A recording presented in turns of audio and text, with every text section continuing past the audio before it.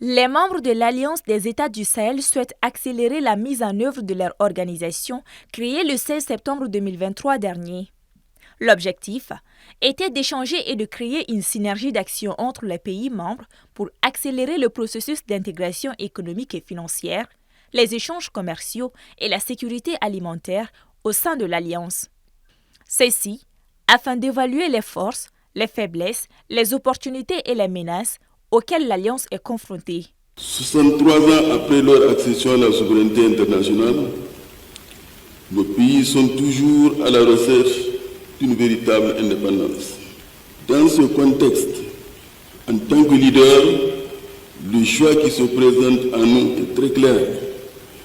Engager des actions vigoureuses tendant à briser les chaînes de la dépendance ou périr. Nous sommes convaincus que la création de l'AES nous permettra d'atteindre cet objectif de souveraineté. À l'instar de plusieurs points soulignés sur le plan énergétique, alors que le Mali connaît un problème de délestage important, les ministres ont relevé que le taux d'accès à l'électricité dans les trois pays restait particulièrement faible, avant de préconiser la nécessité de mutualiser les moyens financiers à investir massivement dans le secteur énergétique afin d'assurer une meilleure autonomie aux populations. Des mots qui reposent sur l'esprit de fraternité, de solidarité agissante et de plein exercice de la souveraineté qui sont les fondements de l'Alliance des États du Sahel. Il faut une conscientisation, qu'aucune partie de nos populations ne se sente exclue de ce processus. Du nord, du sud, du centre.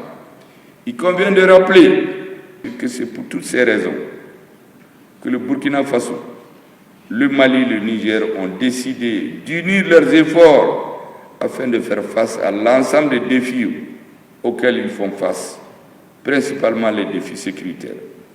Convaincus que seule une action commune est à mesure de relever les innombrables défis et convoitises auxquels ils font face.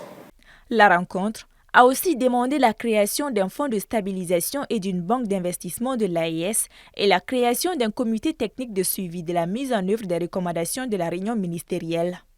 Pour rappel, c'est en septembre dernier que les chefs d'État du Burkina Faso, du Mali et du Niger ont décidé d'instituer l'Alliance des États du Sahel pour œuvrer à la sécurisation, à la promotion de l'indépendance économique et à l'intégrité de l'espace du Liptako Gourma.